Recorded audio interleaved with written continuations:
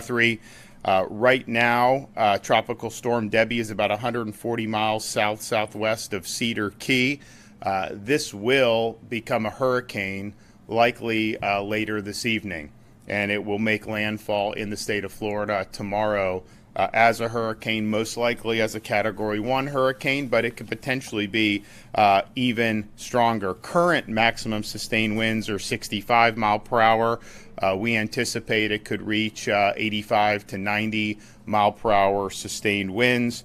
This is a track that's very similar to the track that we saw 11 months ago with Hurricane Idalia. It is, though, while similar track, going to operate and have much different effects than Idalia did. Idalia was close to a Category 4 hurricane. It had strong winds that ripped through the Big Bend area, caused a lot of damage, a lot of debris.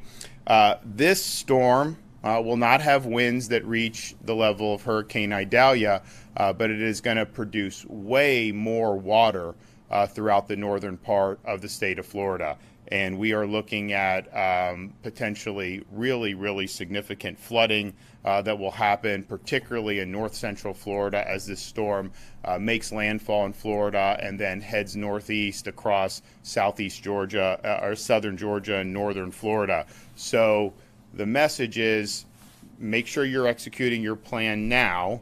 As the storm comes, you may get hit with an awful lot of water, a lot of rain. There may be immediate impacts that you see, but you could also see flooding that happens days afterwards, after the storm passes.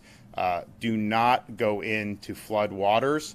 There could be dangerous debris, there could be down power lines, and please do not drive your vehicles through flooded streets. The number one way we have fatalities as a result of floods is people trying to drive through the flood water. So it is a hazard, and please heed that advice.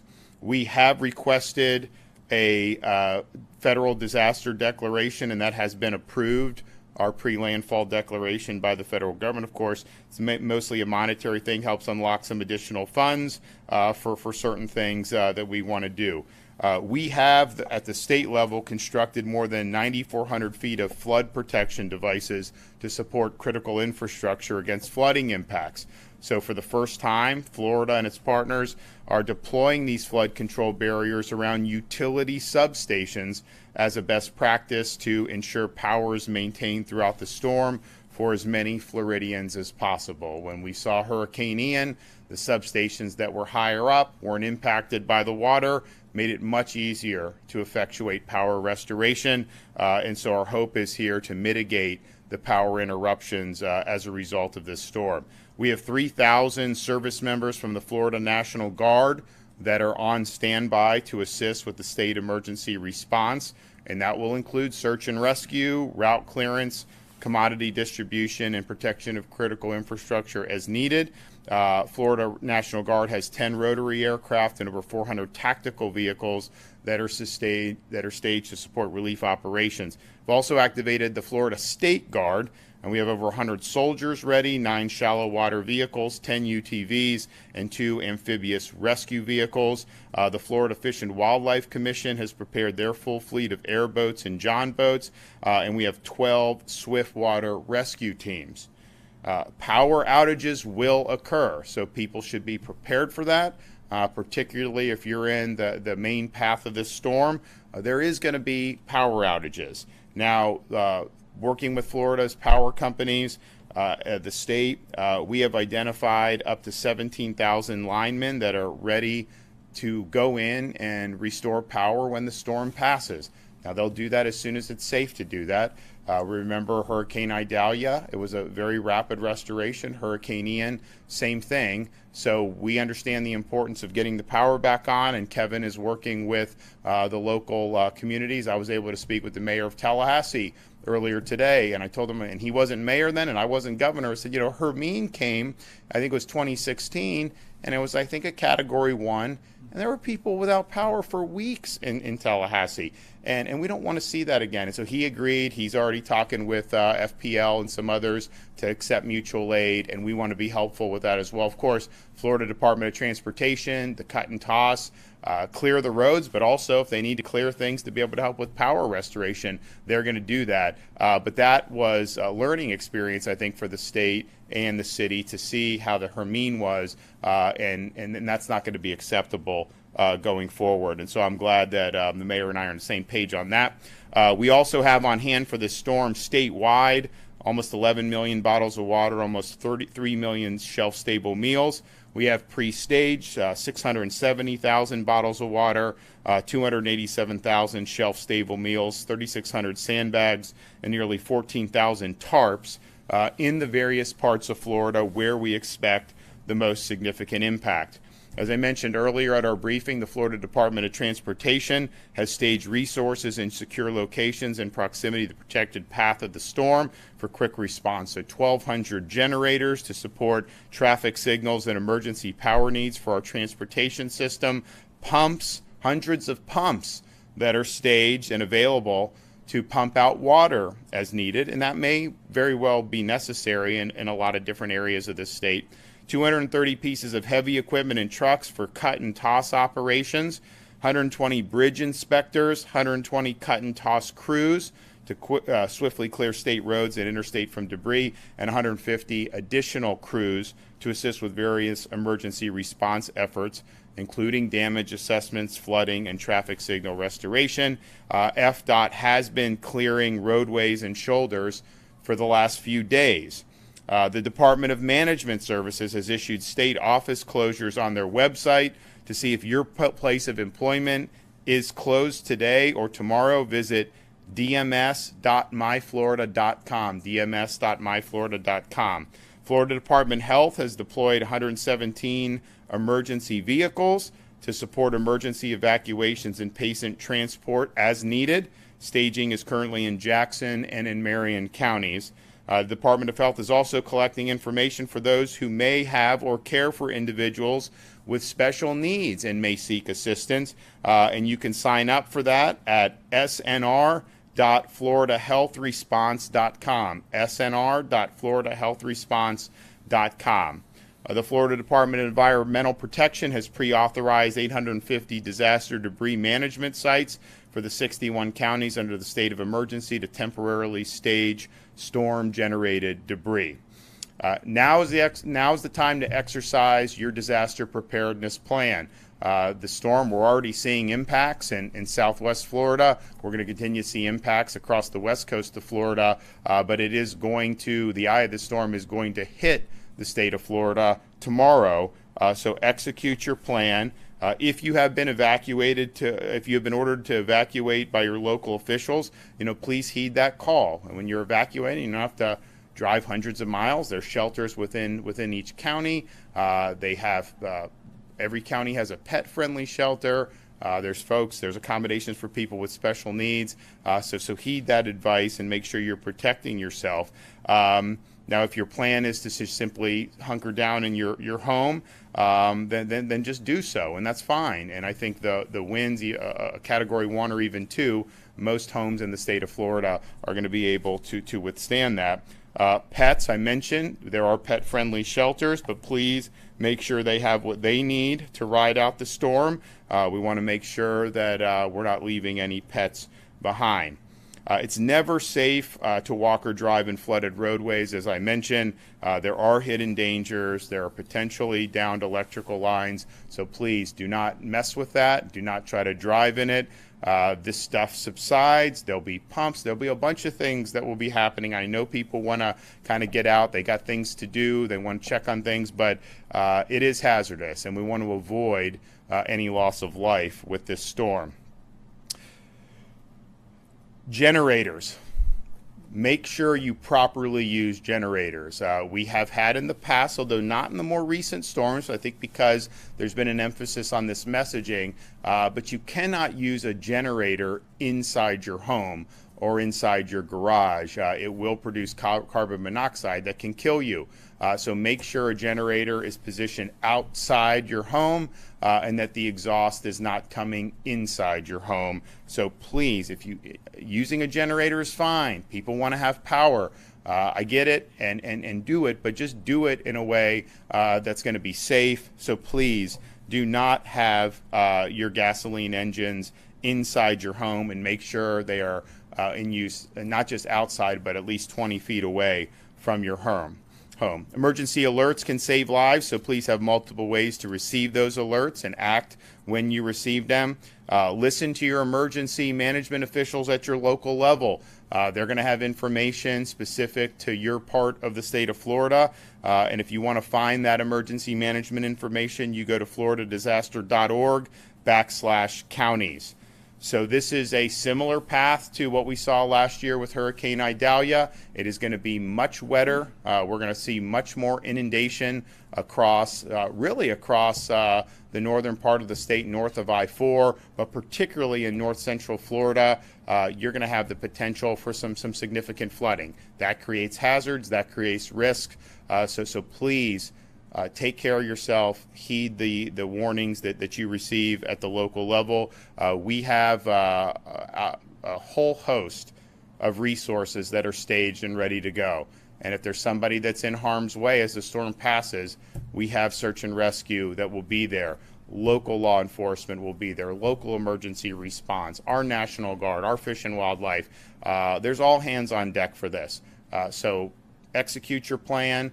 We're going to work as soon as this storm passes to get the power back on and to help the Floridians who may be in need. And with that, I'll turn it over to Kevin.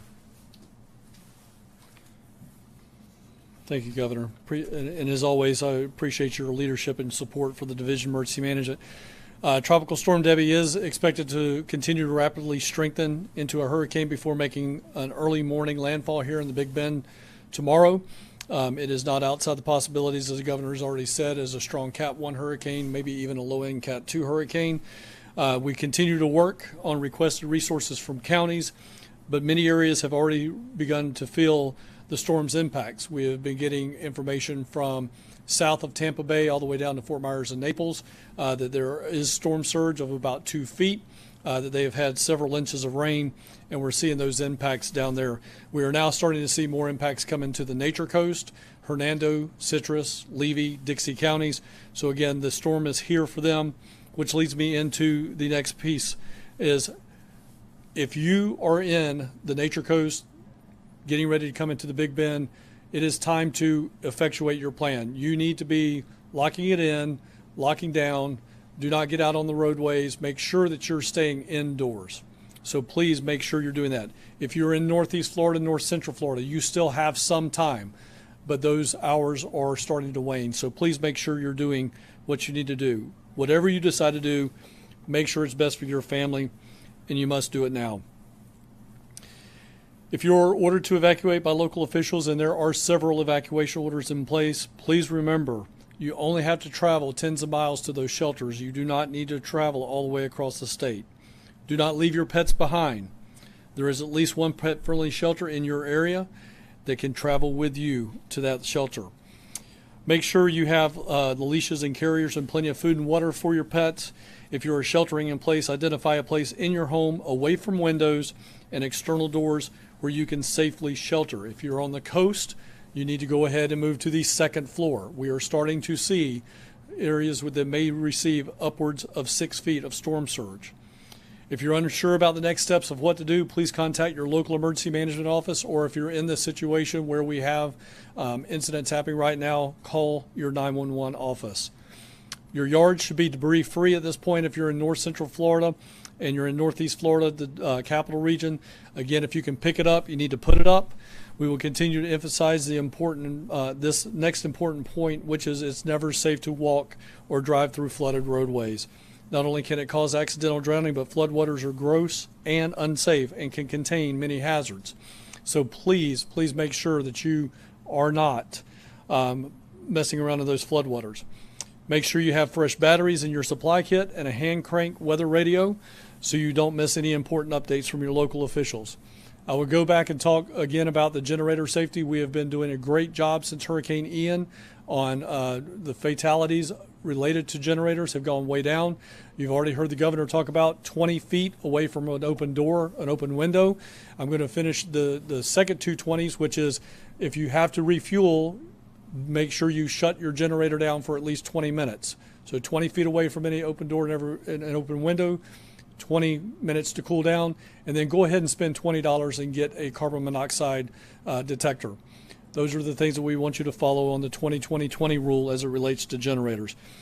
Be sure that you follow the agency on X and Instagram at FLSERT and on Facebook at FDEM as we continue sharing important information to Floridians looking for resources or preparing and getting all your state updates. You can go to floridadisaster.org/updates for additional information. And again, Governor, thank you for your leadership. Now, as you look at the the track of this, it is obviously going to impact Florida somewhere in the Big Bend region. Could move a little west and be more heavy Tallahassee. Could go more on the Idalia track, but it is going to cut across towards the Atlantic coast. Now, right now, the most likely scenario is it dumps even more inundation in Savannah and Charleston and Hilton Head and that part of South Carolina, but it is possible that the storm actually turns around and comes back through I-10 in northern Florida, going the other direction. That's possible. May not be likely right now, but that is one of the solutions that they're looking at. So this is not necessarily going to be something that just passes and then we don't see any effect. You can continue to see flooding, and you may even see a rebound of the storm. That's possible, so just be prepared that that could happen. Watch for updates. There's going to be another update on the track by the National Hurricane Center at the 5 o'clock advisory. And then, of course, tomorrow we're going to see the storm make landfall here in Florida and then begin to meander northeast from the coast. And it's going to move likely pretty slow, which is not really what you want because it allows the storm to churn and to dump more water throughout the region. So it's going to be wet. We're going to have a lot of inundation. That is going to present hazards and it's going to present challenges, but we will respond appropriately, and we have everything staged that we wanted to have staged. All right, with that, I'm happy to answer some questions. This path, focusing on similar to what Idalia was last year, financially constrained counties. These people have gone through the tornadoes recently. I guess what's your message to these people that seem to can't catch a break right now? Well, look, this is Mother Nature. It's not always fair what happens. Clearly, we had issues in Tallahassee with the more recent tornadoes.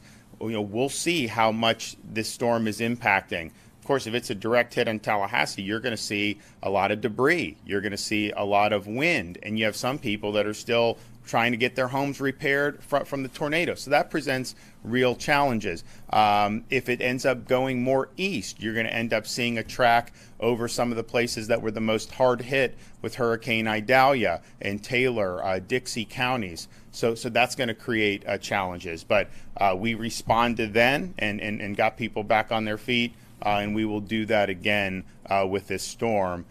There will be impacts because of the wind. It is going to be a hurricane. I don't think that there's any models that suggest it's going to be as strong as Idalia was in terms of the wind, but every single model you look at say it's going to be much more significant than Idalia was with respect to the inundation and the amount of water that is going to be dumped throughout the region. So that is going to create challenges, and we're going to work with the local communities to meet the challenges. All right, we will have another update probably tomorrow morning because I think we'll get the 5 o'clock advisory. And as Kevin said, make your plan and execute the plan now. We're already seeing some of the outer bands. We're seeing stuff that's happening on the west coast of Florida, but we're going to see this is going to be a multiple day event in terms of the amount of water it's going to hit the state.